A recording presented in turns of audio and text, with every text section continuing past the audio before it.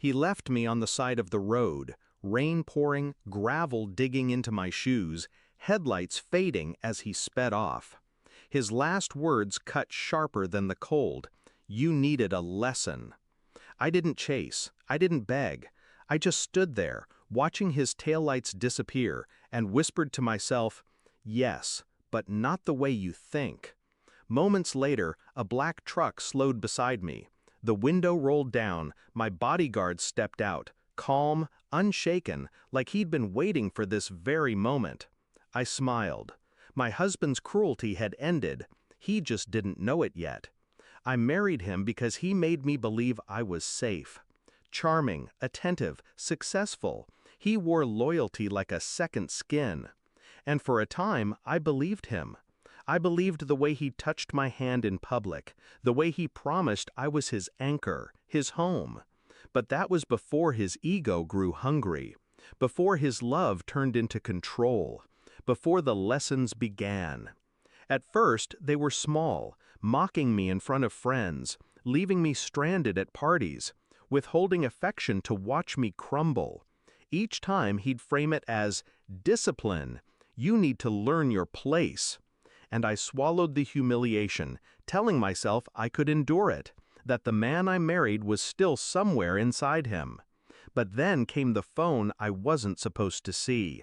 The messages, the late-night calls, the pictures. Not just infidelity, conspiracy.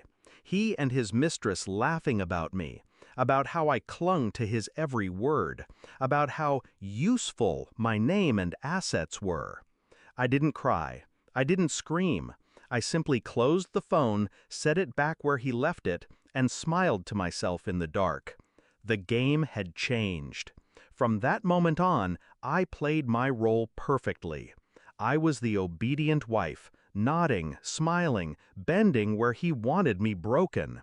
He thought he was winning, but I was watching, listening, calculating. Behind closed doors, I built my walls. I hired lawyers quietly, shifted accounts, moved assets into trusts he couldn't touch. Every cruel lesson he dealt me, I answered with another quiet step toward his ruin. My bodyguard, the man he hated most, became my shadow, my ally, my silent proof that I wasn't alone anymore. And then came the night of the rain. The night he tried to leave me stranded like I was disposable. The night he drove off laughing, thinking he had broken me one final time. But it was the opposite. It was the moment I knew the end had arrived. I climbed into the black truck, warm leather against my soaked skin. My bodyguard handed me a towel, no questions asked. We drove in silence, headlights cutting through the storm. I watched the road ahead, calm, because tomorrow everything would unravel for him. By dawn, the locks on the house had changed. His accounts were frozen. The mistress he thought was loyal had been bought out by me weeks earlier, her silence secured, her betrayal exposed. Every message, every recording, every sordid plan, now in my possession. When he returned, furious and dripping with arrogance, he found his key useless. He pounded on the door. I let him in. His face shifted when he saw the files spread across the table. Bank transfers, photos, proof of affairs, proof of fraud. I didn't raise my voice. I didn't shed a tear. I simply said, "Your lessons are over. Mine begin now." The divorce was swift, public, devastating for him.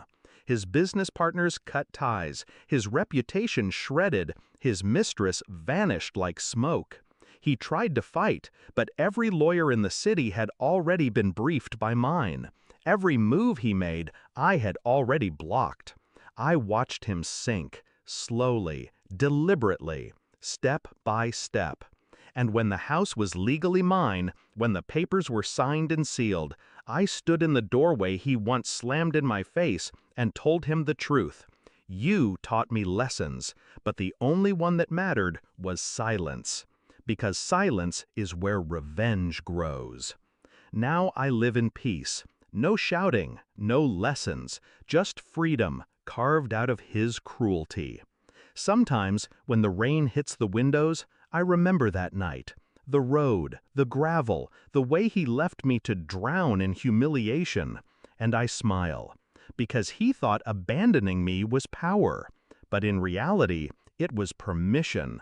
Permission to end him without lifting my voice. His last mistake was thinking I was weak. And my greatest victory was proving I never was.